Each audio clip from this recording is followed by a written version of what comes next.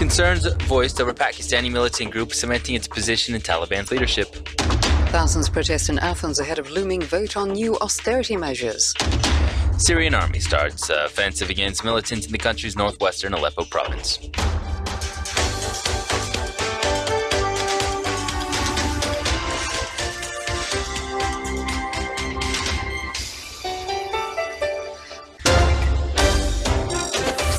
Moving on to other stories, closer integration of the Haqqani militant network into Taliban's leadership could lead to an even deadlier year of fighting ahead. This is according to US and Afghan senior officials. The warning followed the election of the group's chief, Sirajuddin Haqqani, as deputy leader of Taliban. The Haqqani Network was listed as a terrorist group in 2012. Initially, it was seen as an autonomous branch of the Taliban, but now the group is gaining a more significant role in leading the entire insurgency. While the Taliban is increasingly relying on drug trafficking, the Haqqani Network's leaders bring another vital resource, a proven fundraising network. According to analysts, over the past 30 years, the Haqqanis have developed complex streams of funding, and that, plus the Taliban's manpower and territorial command, helps ensure a more diverse cash flow for the insurgency. The officials also added the latest changes in Taliban leadership are also raising tensions with Pakistani military, which American and Afghan officials accuse of sheltering the Haqqanis as a proxy group. Well, to discuss this in further depth, we're now joined live over the phone with Joseph Fitsanakis, professor in Intelligence and National Security Studies program at Coastal Carolina University. Welcome to the show, Professor. Thank you. Nice to be here. Professor, it's great to have you here. And first of all, could you tell our listeners a little bit more about the Haqqani Network itself? The Haqqani Network is not new. It goes back even before the 1980s war with the Soviets. They were founded in the 1970s.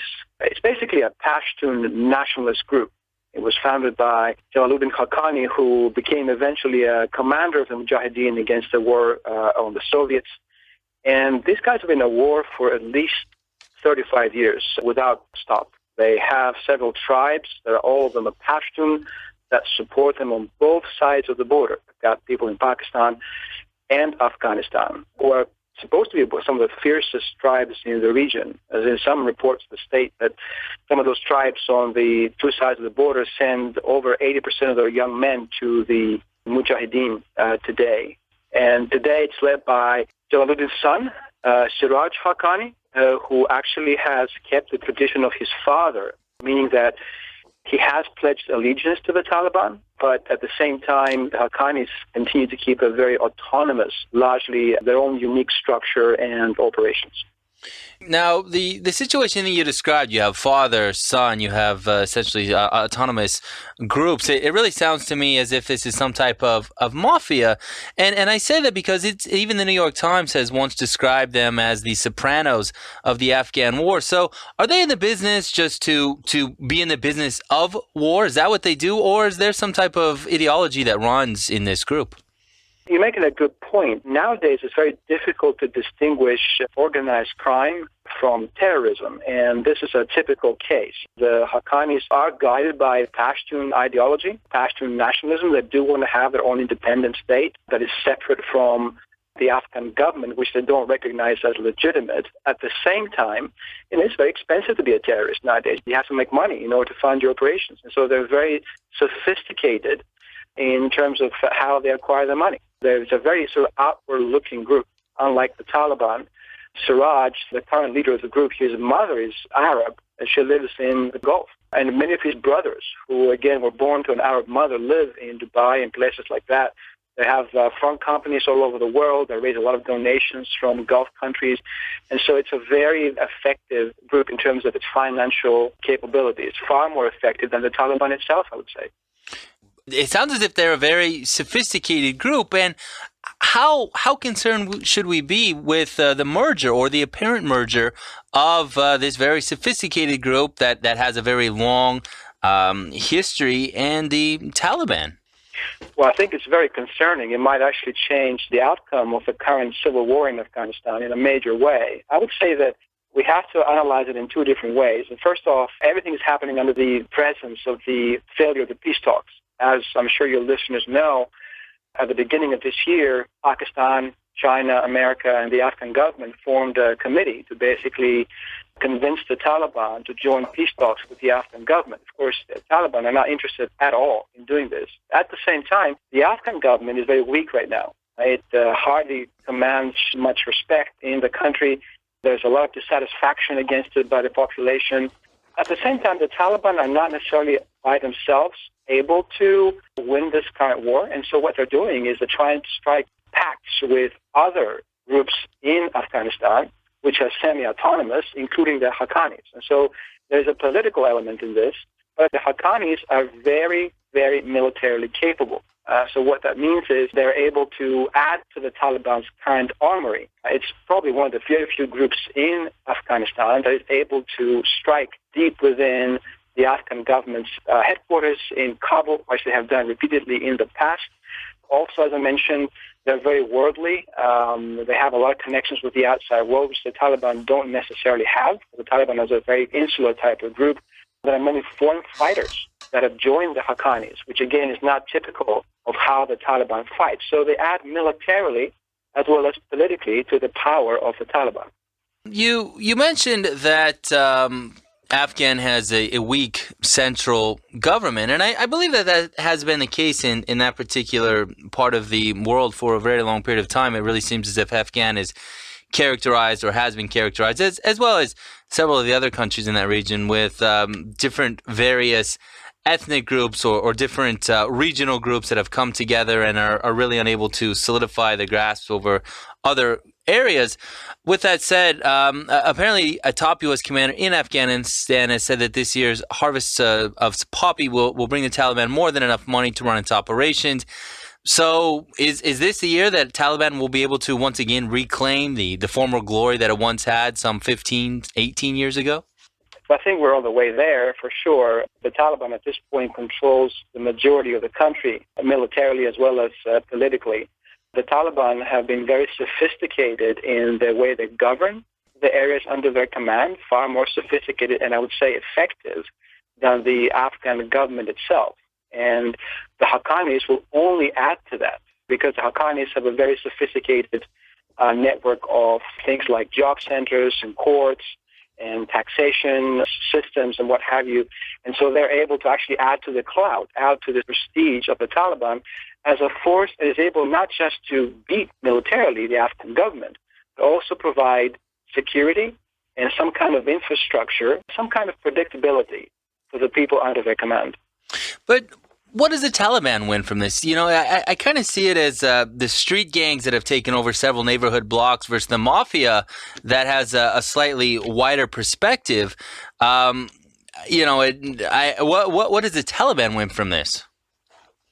That's a great question. I mean, remember that the Taliban, as I mentioned at the beginning of this conversation, are not by themselves capable of winning against the Afghan government. There's a bit of a stalemate between the two.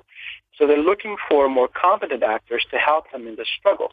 Remember also that we have now the added factor of the Islamic State, ISIS, which has a presence in Afghanistan.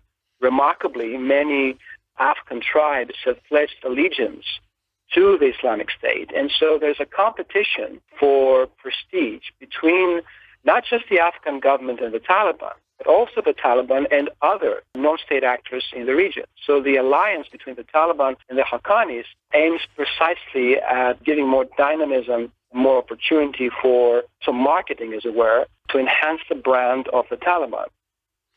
Well, with that said, inevitably, it's been my experience that big fish eats little fish here. So who is going to eventually end up taking over? Or will this be some type of symbiotic relationship?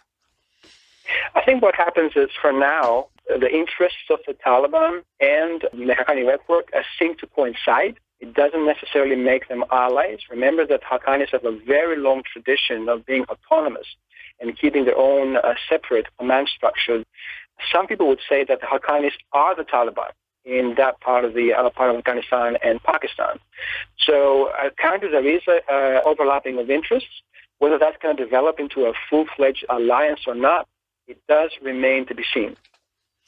And I'm glad that you brought up the Pakistanis here. Could you give us a comment on reports that suggest connections between the Haqqanis with Pakistani intelligence? Look, I mean, there's actually no discussion in the circles which I represent of the fact that the Pakistanis are pretty much the parent force behind the Haqqani Network. This goes back all the way to the 1980s. The Haqqanis had a very close alliance, as it were, with Saudi intelligence services, Pakistani intelligence services, and to some extent, American intelligence services. And so they received a lot of weaponry, a lot of training and intelligence support back in the war against the Soviets. And that has continued in the case of the Pakistanis. The Pakistanis have a very long history of using proxy groups to advance their interests, not just in Afghanistan, but also in places like India and Bangladesh and even Iran in the past. And so this is a classic case of a government, in this case Pakistan, basically using a terrorist group to advance its interests in a region. In the case of Afghanistan, the main concern of the Pakistanis is not to allow India to dominate that region. So it's very much an important regional power struggle. We've had even reports in the past that the ISI, the Inter-Services Intelligence Directorate of Pakistan, has actually warned preemptively Haqqani senior officials of impending drone strikes by the United States. And so there's a very close connection, and there's no reason to believe that this connection, that again goes back many, many decades, has been disrupted in any major way today. Well, is that what we're seeing here with the Haqqanis and joining up with the Taliban? Is this by default the Pakistani intelligence that's finally making their move into Afghanistan? It could well be. Some Afghan officials seem to believe that this move, the alliance that we're seeing between Haqqani Network and the Taliban, also aims at disrupting once and for all the peace talks. Because basically, the United States in particular has been trying to reach out to the Taliban lately and try to sort of bring them into the table. The Haqqani, however, is seen as a terrorist group of the United States. Well, now that you have the Haqqanis actually joining the Taliban power structure officially, it becomes very difficult for the United States to actually bring them in as power brokers for a peace treaty. And in that way, it could be the case. Pakistan has actually pretty much sabotaged once and for all the peace talks. All right. Well, final question then is: does that mean that American foreign policy inside of Afghanistan has failed? I think it's early to tell at this point, although it has looked like that for a very long time. The Taliban have been in control of the country for at least 6 years now, without any major interruption. That is not necessarily to say that America here is at fault, because remember that there are also actors inside the country that have not made it easy for any kind of resolution of the problem. The Afghan government shares the biggest part of the blame because of its corruption, ineptitude, and inability to bring the country together. Well, on that note, I would like to say thank you very much. I would love to continue discussing this with you. Unfortunately, we'll have to do that at a different time. I'd love to have you back on the show, Professor. Speaking to us live over the phone was Professor Joseph Fitsanakis. He's professor in the Intelligence and National Security Study program at Coastal Carolina University. 24 hours a day, 7 days a week. We give you the most essential information out there.